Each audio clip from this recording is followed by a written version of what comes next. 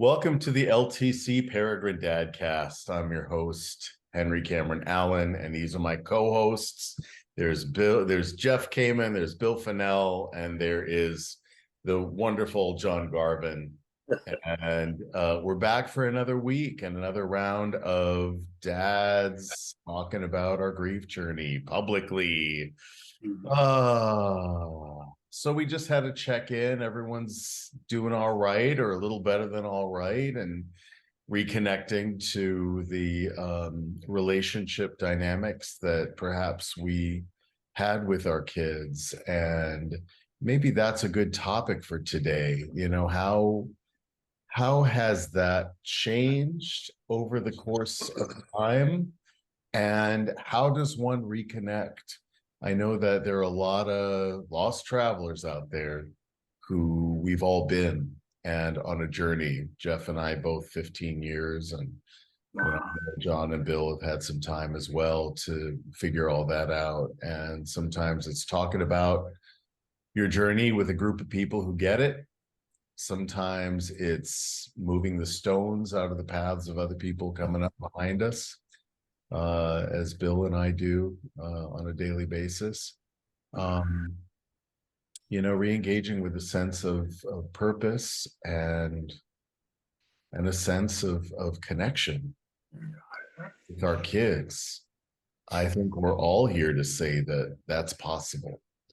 So hopefully today's episode will be one of hope for a lot of people who are feeling like they're lost, and they're not dreaming about their kids, and they're not seeing the signs, and they're not, they're sort of caught in that vortex that's really hard to break out of.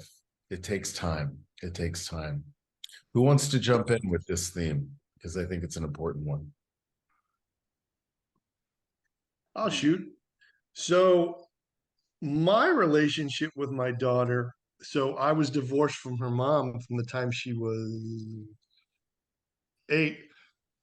And then when she died, she was 24. So she was a very active kid with academics, sports. So many weekends where we were supposed to have the every other weekend, she had something going on for a game or whatever. So it kind of preempted having her. So I feel I didn't have a great relationship with her. Well, it wasn't a horrible relationship, but I missed lots because we were divorced. After she passed, I friended lots of her friends and talked with them. And at the funeral, I learned things about her that I didn't know. So these things helped me connect after the fact. The dreams, I very rarely get dreams with her. However, I get waking moment things where, yeah, saying something to me, more so like at night. I go out and I see the moon on a gorgeous night. We have a connection about the moon. So I get that. Or the random things like finding a dime in the middle of nowhere. Considered by many to be a sign of a loved one. Pennies you find everywhere because nobody picks up a penny hardly. But Right. silver, everybody will stop and pick up the silver. So when you find them in a rare spot, when like you're pretty certain 2 minutes ago there was no dime there, and you haven't put change in your pockets anytime recently, you go, what's the message? Well, Or and is it it catches just your eye, God letting you know right? I'm here? What's that? The silver catches your eye the way that Yeah, a penny, an oxidized penny, might blend in with the ground, right. And so I always think of it as a call to notice. Yeah. But being in many groups, talking to many people, I don't know if there is a secret sauce to getting that. Oh, I'm got him in my dreams, because I get my daughter other spaces, but I very rarely get dreams. But on the same token, I very rarely get a dream with my own wife. So that just could be a me thing. But Yeah. many people um, talk about, I'm trying so hard for this connection in my dreams and they don't get it. So sometimes I think you have to not seek it so hard and clear out things in your life. So then you're open to it filtering in. And some of that is, I think, going through a structured grief program with somebody Mhm. to clear out parts in your head so you can have that room. Um, I think that's a very good component for helping people. Yeah. And I'll pass the torch so somebody else can give their thoughts on it.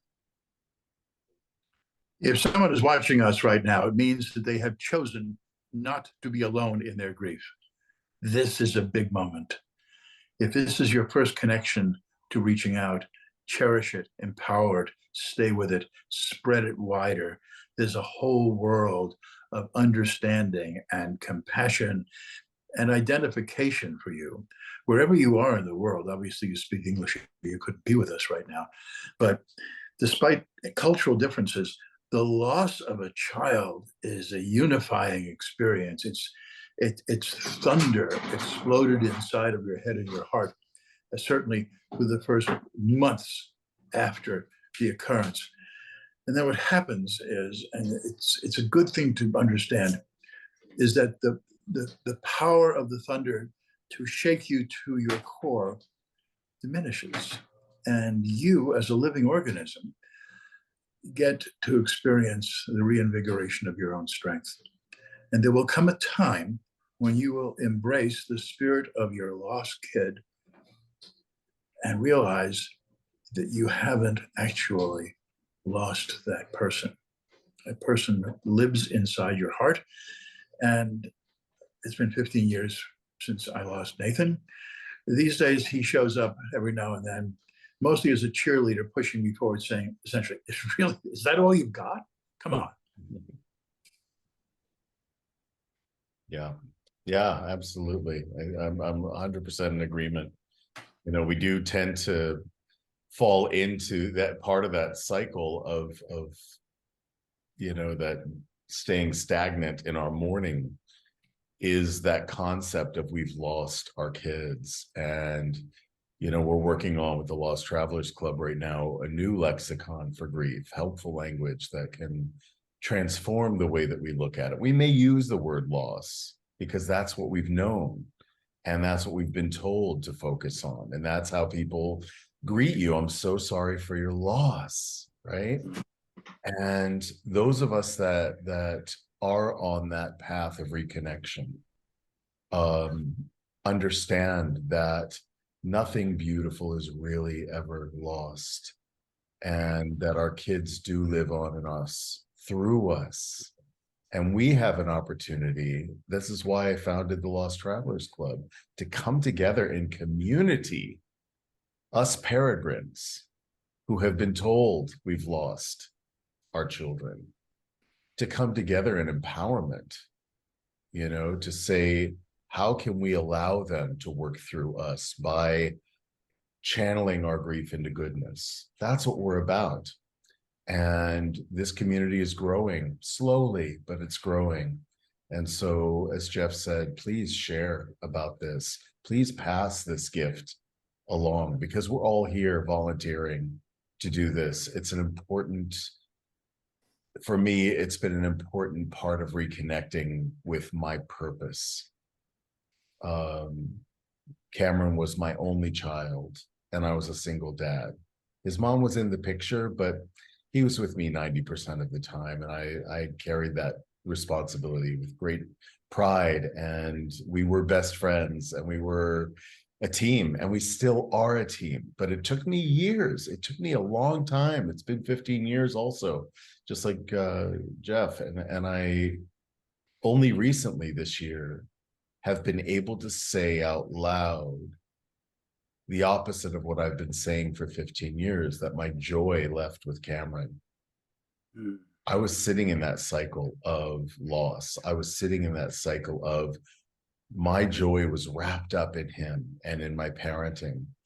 And that was a huge void in me. It was a huge hole in my soul until the realization came through dreams. And some people dream and some people don't. Some people remember their dreams, others don't. And that's okay. That's normal. It's not something you can force. It's something you can be open to and delighted when it happens. But what I realized through my dreams was, as Jeff said, Cameron is very much alive, living in my body, in my heart, the way he lived outside my body. I miss his physical presence in my life. I do. But you know what? My dreams with him are so visceral. I can smell his hair. I can hear his laughter on the wind. I can hear his laughter when I laugh. It's his voice that comes out of me when I allow myself to laugh. And that's a beautiful feeling when you're able to capture it. And I encourage everyone to keep working at it. It does take time. This is not something that time will heal, right?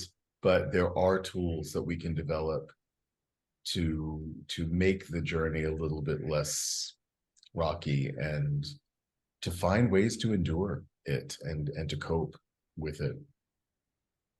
John, why don't you pitch in here, brother? Sure. You know, I was stay-at-home dad with him in the early days until he was like 6 years old. And my ex-wife worked, and we come home as a family, and you know, my mother would come over and watch Adam for a little bit while I went to go volunteer at a nursing home for a little bit for something to do. Mm-hmm. But that was such a fun life that I lived with him as when he was a little baby till he was 6, and then I went to Erie, and then my wife watched him throughout his high school years to get him with all his friends that he played football with, that rode dirt bikes with, and I don't know what to say after that. I just was blown away, you know what I mean? Yeah, I do. I got blown away when I found out he passed, and I couldn't say goodbye. Saying goodbye was tough for me, and I said it, so now I just have a lot of pictures of him around the house and some videos and stuff. So, but it was tough. That's pretty much it. How long has it been now, John? Oh, that's right. It's been 2 years. It's a long time. Yeah, 2 years, July 28th. So yeah, those days are seeped into our inner calendar, aren't they? I just passed the 15-year milestone on the 14th of September. And I feel it like a month in advance. I feel it coming on. It's in my body. It's coming up. And we've used that term here before. It's like a tsunami that clocks you from behind, knocks the wind out of you. You never know how it's going to hit you. You know it's coming, right? Have you, John, have you found yet a way to say hello again? That's yeah, I do. We got like a lot of pictures in the house of him riding his dirt bike. There's a big flame in back of him, like he's like posing, so that's coming down my steps, and that's besides the pictures in my room, I look at them pictures, and sometimes I say hi at him, hey, what's up, brother? I love that. So that's the way I say hi to him. Pretty much, I just say that. I don't want to bring in oh, I miss you, Adam. I wish you were here. I'd rather be positive than saying, heck, hey, Adam, good morning. So way to go. That's definitely the way to go. And Henry, because I think you can't assume that everybody who's clicking on us has been doing it since the beginning, do you think you should remind everybody or let everybody know under what circumstances we lost our kids? Because it's a broad range, it's a spectrum of experience. And yet there are universal truths that apply to all of us.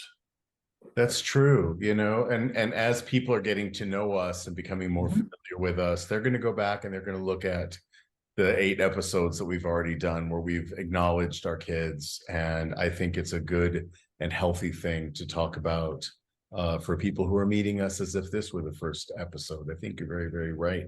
Do you want to start? Sure. My son was 41 years old when he attended a friend's party, got screaming, howling, happy drunk, and chased his shot glass off a 19-story balcony to his death.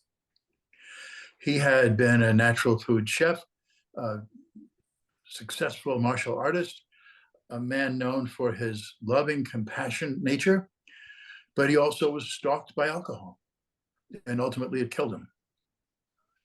We were close for most of his life, but as his alcoholism became more destructive, I withdrew from him because it was destroying me too.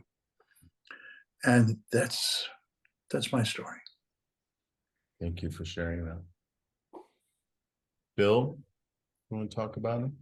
Sure. My daughter, Caitlin, was 24 when she died from the results of leukemia. She battled it the second time. So that's complicated because it wasn't the leukemia. What it is she got an infection while going through treatment. She was compromised by the chemotherapy, got a simple yeast infection, which pretty much every woman on the face of the earth will get at one point. And because she was compromised, she couldn't fight it off. And that was less than 3 weeks after being diagnosed the second time. So it wasn't an expected thing. All of a sudden, she got an infection, went to the ER, where she went to ICU, which she had done many times the first time going through chemotherapy.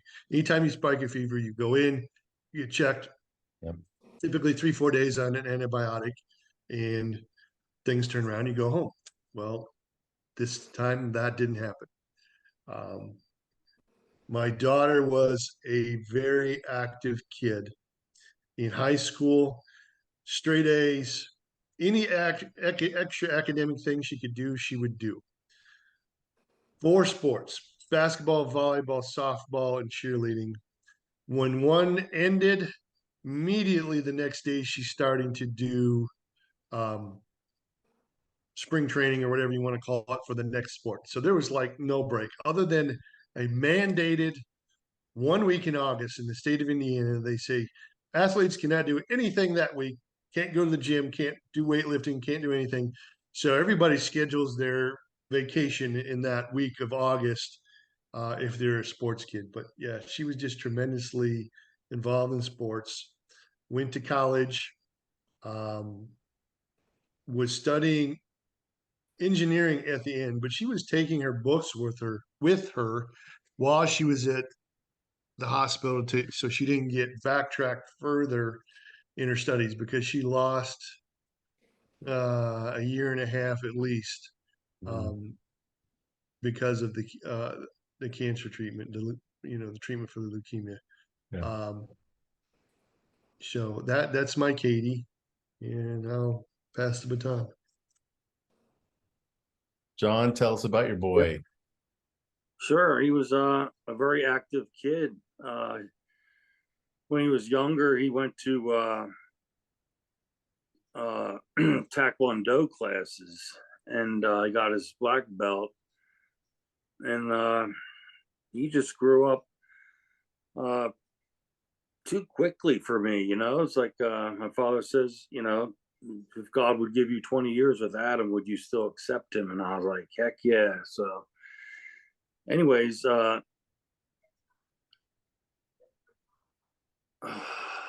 moved up Erie when he was 8 years old, and I lived up there. So, and he was different for me because I would, like I said last week, I would see him every week, or I'd see him every Saturday of every month. So we did that, and my wife got to stay home with him, and he went to college. He was in his third year of mechanical engineering, Mm. and he had school one Friday, and Saturday went on a bike ride and smashed. That was it. So he died instantly. He didn't even feel his death. So, it was good that way. I believe he didn't have to suffer anything. But that's my Adam for you. He loved his dirt bikes. He loved his bikes. He loved his friends that rode with him on the trails, and he just had a fun old time. He was very active.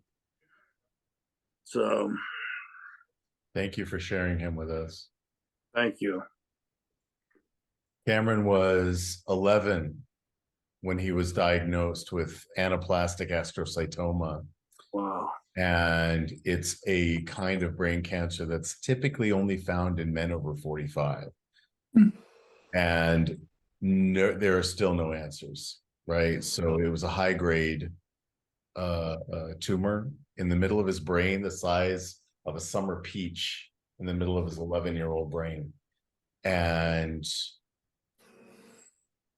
it was a shock, because here is your beautiful, flawless, I mean, the kid didn't even have a scar on him, a scratch.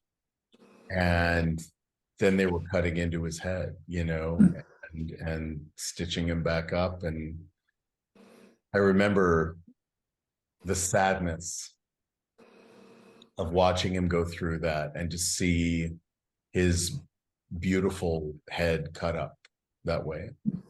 That was really, really hard for me. And he had 2 brain surgeries, one to put a shunt in to drain the fluid from his brain that was compressing his brain and causing all kinds of havoc and headaches and everything else.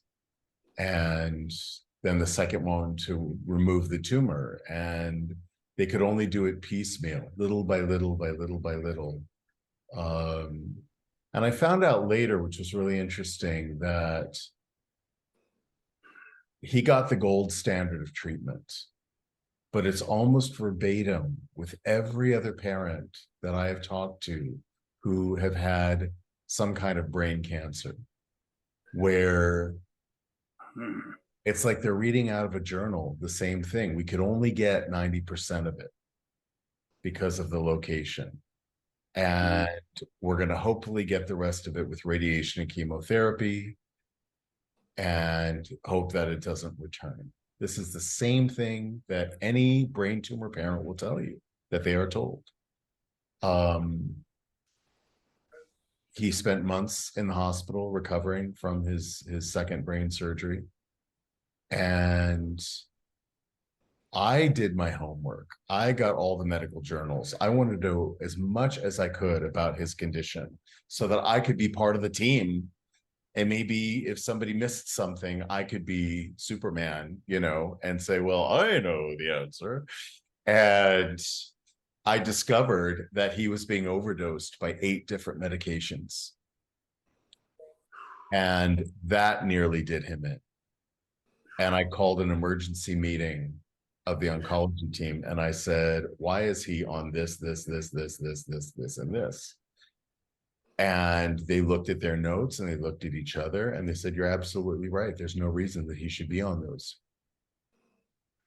And they took him off immediately. And within weeks, he was eating solid food again and he was getting back to himself. And finally, they released us home. I spent every night in the hospital with him. Even in a 21st century hospital in America, I was sleeping on a towel on the floor like a dog. And a friend of mine finally brought me an air mattress and that saved me. But it was really, really hard. And after his first round of recovery, what happened was that it was the same cancer came back, but in a different form. And this is, again, this is so commonplace. Any parents with kids who have had brain tumors are going to hear the same thing.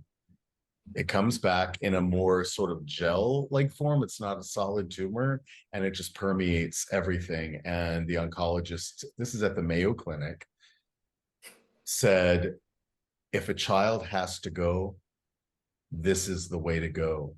It's a slow, quiet, comfortable passing. He won't know that he's going. But, you know, with Cameron, he knew he was going. He knew, and he said, he did a series of video blogs on YouTube. And there's one that was actually kicked off of YouTube because of a copyright thing with the music he chose. But I have it on Facebook. And he was still 12. It was January, it was around Martin Luther King's birthday. And he wanted to do a video about it. And he said, I haven't had to think much about life or death before. And I know I want to survive this, but if I don't, that's okay with me. Because I'll be able to help even more people, maybe not physically anymore, but spiritually and emotionally. He said it's like the last scene in Star Wars where Obi-Wan Kenobi and Darth Vader in their final battle. And Obi-Wan says, if you strike me down, I'll become more powerful than you can possibly imagine. He says, that's how I feel about my cancer. And if it takes my life, I'll just become more powerful than anyone can imagine. I'll help even more people. So I'm happy if I make it. I'm happy if I don't make it. Today, I'm doing pretty damn well. You know, he didn't say it like that, but you know, for a 12-year-old to have that kind of enlightenment is also not rare when children are afflicted with these things. Somehow they cope with it better than we do. And his passing was quiet and it was gentle. And it was really hard. I still have PTSD around pills. I can't take any pill. I can't look at a pill. I can't have a bottle of pills or supplements or anything because I was feeding him 30 pills a day, you know, trying to save his life. And I saw the result of that. I could watch him crawl out of the abyss, the toxic well is what I called it. I could be there with a big fluffy warm towel, but he had to crawl out himself. And what it took in his own strength and resources was a huge inspiration for me. But I felt like I was the one that had to keep pushing him backwards into this toxic well. That was hard. And so I carried that guilt for a very long time. But today, 15 years on since his passing, I feel free of that. He used to say to me all the time, Papa, we're all going to go. And nobody knows when, and nobody knows how. And if it was meant to be otherwise, it would be. And so no matter how our kids go, they didn't die in vain, because look how we've grown. Look at what we've learned from them. You know, and he said that in that video too. He said Martin Luther King didn't die in vain, because look how far we've come. Because he was assassinated for what he believed was good and right and true, his sacrifice has changed the world. And he said, and none of us kids who are going through this and the kids who have passed, none of them have died in vain either. And so what a privilege it is for me to be able to speak his words, the words of my son, to help relieve people of the burden of guilt, to understand that the simple truth of that, if it had meant to have been different, it would have been. And that we are somehow better people for having gone through this.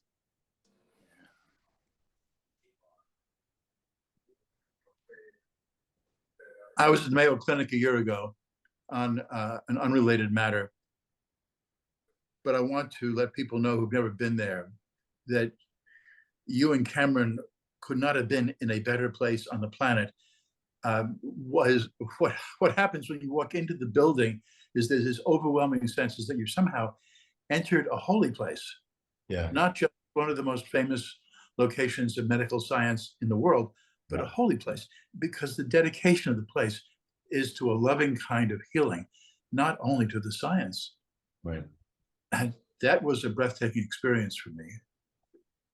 This is my first learning that you guys were at Mayo, and I'm so glad that you were there. Yeah.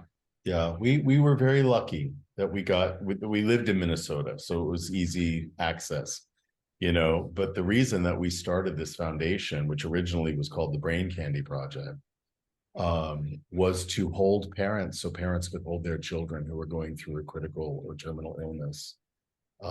Because so many people, as you know, come from all over the world to the Mayo Clinic and other hospitals around the United States to find the best care. But what that means is that they have to leave their communities behind. They have nobody to bring them good food. If you're halal or kosher, right? The hospital's not going to support you there. Bedding, air mattress, soap that doesn't smell like formaldehyde, all of these, comfortable or clean clothing, or even a kind word. The Mayo Kitchen's gotten better since you were there. Yeah, no, Mayo was brilliant. Mayo was extraordinary. And there are others. I know St. Jude's does a lot. Oh, sure. Oh, yeah. Backwards, but there are other hospitals that fall way, way short, and we have to advocate for that. But now on the other side of things, now I feel called to create a space of empowerment and learning, like how Superman has his fortress of solitude. At some time, we have to break through the solitude and understand that there are other people going through this, other people who have wisdom, other people who have been on this path for years, that have gained a sense of what we're talking about here, what we have found, a sense of purpose, a sense of reconnection, the ability to say to a photograph, "Hey, son," and feel it in your heart that he's there with you, or walking down the path and seeing the bird, right? Or looking up at the moon, right? We have found these ways. And so I am here to invite all of you who are watching into this circle, into this fellowship of fathers. We're starting a mamaship circle as well. We're starting an IS circle as well. And an IS is a nestling of peregrines. It's the siblings. And there are wonderful organizations that deal with general grief. There are organizations that support the journey, the grief journey of young people. I want to partner with them as well. There are things that we can do in terms of support, but we're really more about empowerment. And so if you are looking for a renewed sense of purpose, a renewed sense of connection, if you're looking for volunteer opportunities, ways to channel your grief into goodness, we have things from grant writing to leading circles to counseling to fundraising, development, all of these things. Come and get involved in the Lost Travelers Club, and you can go to losttravelers.club to find out everything that we are and everything that we're becoming. I want to talk a little bit about the reconnection to purpose in the clients that I've had and in the other families that I've been meeting with over the years. That fog, that feeling of being lost, that feeling of who am I now if not a parent? Who can I be now if not a parent? Am I a parent if I'm not parenting? For those of us that only had one, right? There are so many questions there. Each of you, I would love to hear from you how you have been able to reconnect to a renewed sense of purpose in your life at whatever stage of life you're at. We're all roughly the same age. or the same generation. I know Jeff is he's the senior of this I'm the group. old dude here. I'll be 80 in November. So it's a different set of experiences, but they're also the same. Yeah. Context counts, but it's not everything at all. I want to respond to your question with a question. You and Bill are both certified grief counselors. Yeah. You guys have a broad range of experience that I don't think, my guess is that neither John or I have. Certainly I don't have. What's the rough percentage of kids who are lost to drug addiction and alcohol addiction? Is it a large percentage? Is that true? You know, I'll speak for my journey. I've worked with youth for many, many years, and not only as a grief and survival counselor or bereavement. I've been a mentor, I've been a life skills mentor, I've been a high school teacher. And I would say that probably for the last 20 years or more, I have seen an uprising of drug use in destructive ways. I've seen overdoses. I've seen massive, incomprehensible anxiety and depression. And I have my theories about it. I think that a pivotal moment for youth was 9/11. These young people were very, very small at that time. And they would come home from school. Who knows what information they got about it at school, but they would go home and it would be all over the news. Every channel. It was everywhere. It was in the newspapers. It was what people were talking about at the coffee shop, at the grocery store, right? You all remember that. I lived in Washington, sure. Yeah. So I became aware very, very early on that I was not hearing it be addressed with children, that this was not happening over and over and over and over and over, that it was a singular event. And I really believe that derailed our kids. We started to see them disappear into dark rooms and virtual worlds where they disconnected from the real world because it was too anxiety producing. They started to use not only marijuana, which I don't have a major issue with, but other substances that I do have major issues with that are killing the kids. And it was a coping mechanism because the adults around them didn't know how to cope. And there was nothing in place that gave context to that experience. And so I think that was a pivotal event that affected everything since, in the way that young people who are now adults and some with children of their own are handling life. Sure, that was 22 years ago.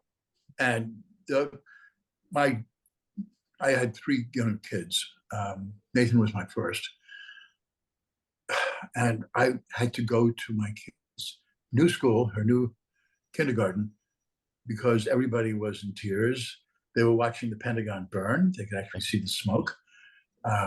Good in Washington. And I did something that people think is really odd to this day, but really wasn't. Spent a lot of time around tragedy and crisis because I'm a journalist. Mm-hmm. I picked her up at school. Nobody was really in control of anything. And she, of course, had the sobs because everybody else was sobbing. And my closest friend at the time was visiting us, and another journalist who were both working on different non-breaking news journalism projects at the time. So we didn't have any stressors to go do something that day. And we took her to lunch at a restaurant that looked out on a rallying point for soldiers and police in Northern Virginia. And we both told her, see all those guys out there? They're here to protect you. Mm-hmm. You're fine. And she talks about it to this day. She said, everybody's parents were terrified and crying and brought their crying kids home. My dad took me to lunch. Well, I'm sure there were other parents who had those skills too, to reassure their children, to know how to reassure their children. But you got to know how. So you got to know how. Yeah. The reason I'm raising it is that we're not born with these skills. I only acquired that because I'd spent decades with first responders and then in psychotherapy and interviewing psychotherapists for all kinds of reasons. And I want to take this moment to try to empower people who are clicking on this for the first time. Mhm. The sense of loss and disempowerment is stunning, but it's a lie. You have agency. You have control. It may not feel like it right now, but I promise you, you have power and control. You will get through all this. Now, Henry and Bill can tell you what the steps are to get through this, but know you will get to the other side with certainty. Know it. Thank you. Bill, what about you? Have you Wow, there's a whole lot after both of you there. So I would say 15%. I don't know hard numbers. I mean, it's a nice chunk, but when you spread out all the different things that are causes of death, it's probably spread out with youth. But there is it's heavily covered in the media. Fentanyl death, fentanyl death, fentanyl death. So yeah, it's out there, it's prevalent. But that leading into children, to 9/11, to children of grief, dealing with grief, period. We have this Zoom full of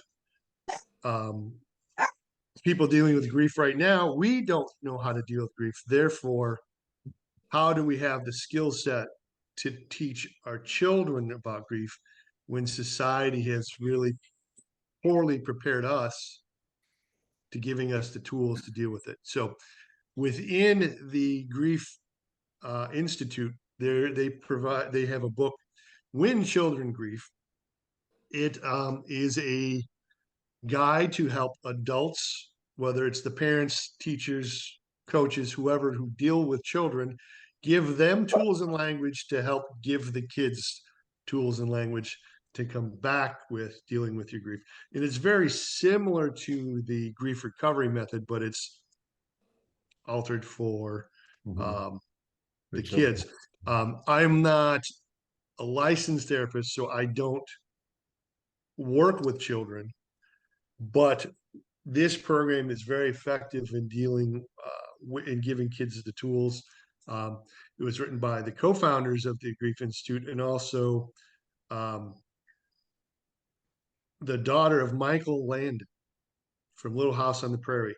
She came from a house of a lot of disruption with her dad's divorce and things, and was struggling with stuff. So she ended up becoming a therapist dealing with kids specifically, and she helped co-author that book.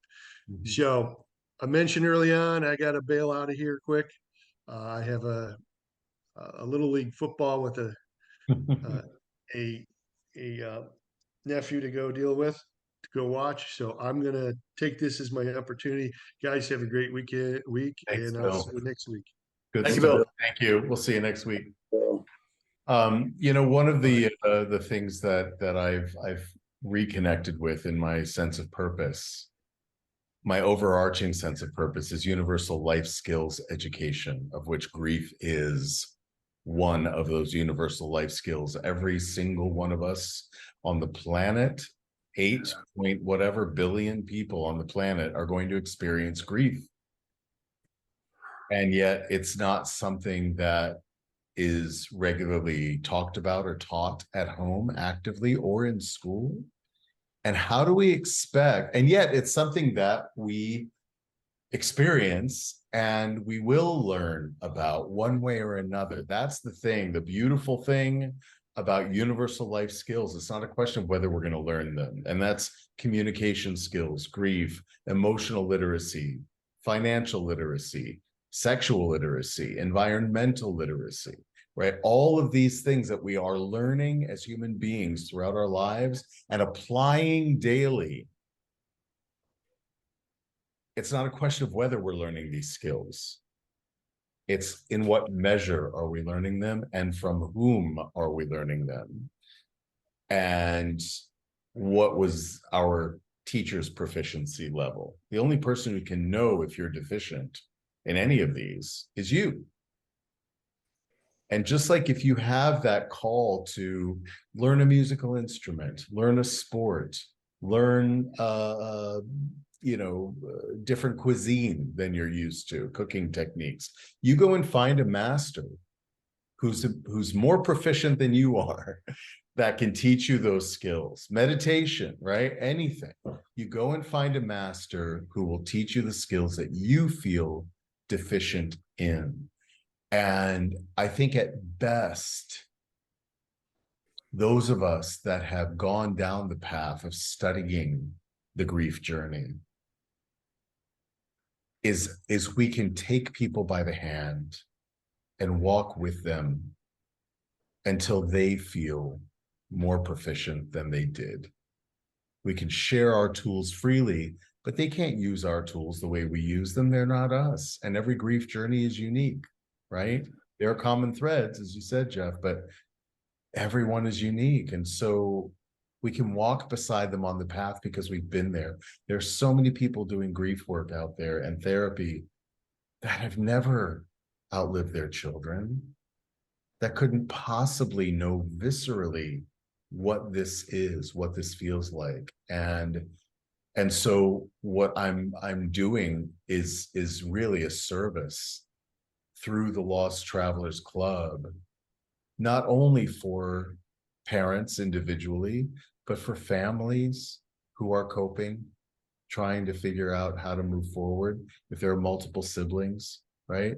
Holding the siblings through their grief journey in a unique way. And so We haven't talked about love today. And yeah, love is crucial. Love is crucial. Love is what vital, saves vital. us. Love is what saves all of us. I mean, you listen to John talk about his kid and his family of love, and the way that family wrapped itself around him in the aftermath of the loss of Adam. It's so inspiring. Yeah. Powerful, powerful stuff, John. Thank you for that. I never get tired hearing about it, about the circle of love in your household. You're in Pennsylvania, right? Yes. Yeah. Yeah. And that translates to your faith as well, because that's that's also rooted in love. And I think that's an important part of this conversation. How has your faith helped you, your love, the love that comes through your faith? Well, I'm I'm starting to believe more in Jesus Christ now. I'm Catholic and I go to Catholic Mass on Sundays.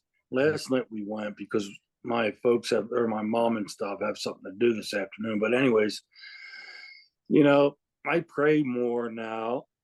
I follow the faith. I listen to the homily, and I can relate that homily into my life.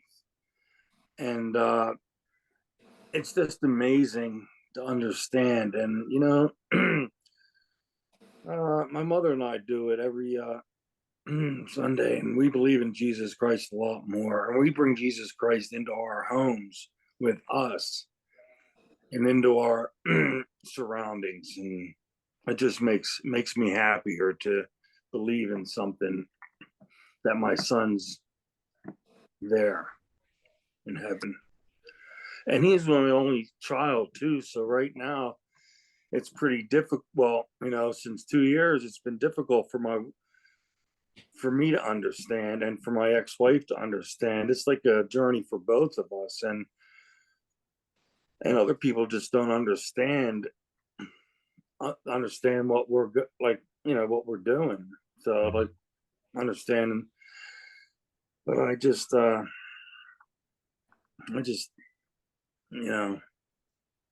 That's that's kind of like losing an eye. That's how I would imagine if I had lost an eye. You can pop a glass eye in and nobody's really going to know by looking at you.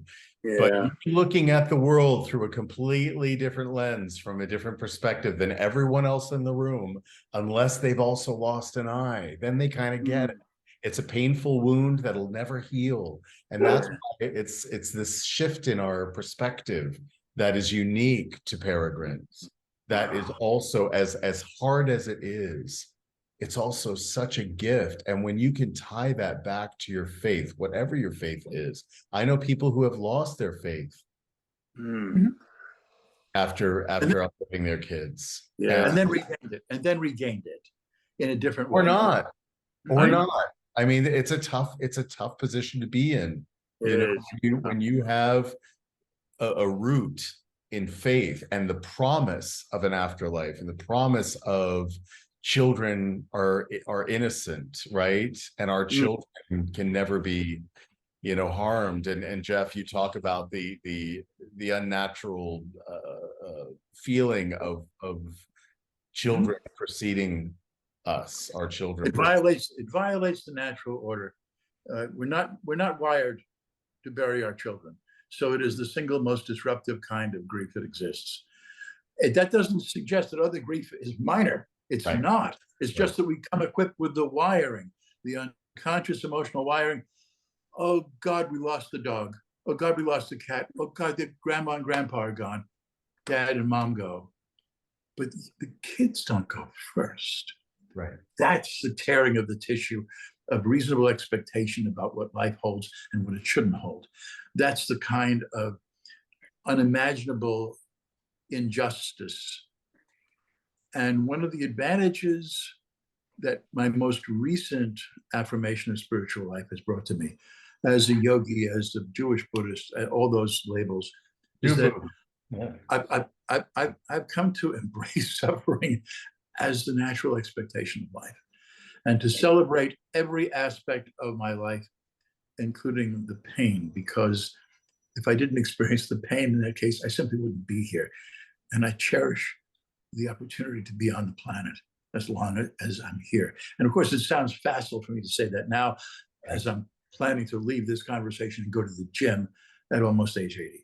So I've had many blessings and lots of opportunity to recorrect after I've, once again, driven the ship onto the rocks of life. But Nathan's long journey to an early death forced me to toughen up, forced me to protect myself as best I could. And then to be open to the blossoming of compassion. And that's to say, beautiful. I think that's a beautiful button for this episode, because our pain is our power. Yeah.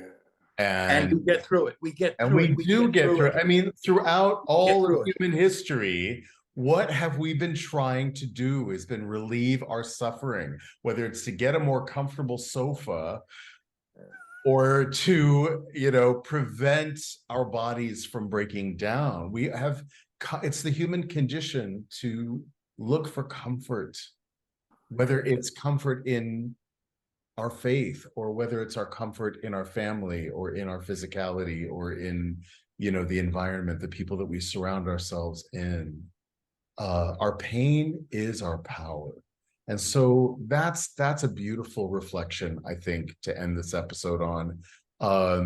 John, I saw your beautiful dog peeking in to say, I've got a beautiful dog as well, my service dog. Next week, I want to talk about service dogs. I want to talk about what dogs do for us.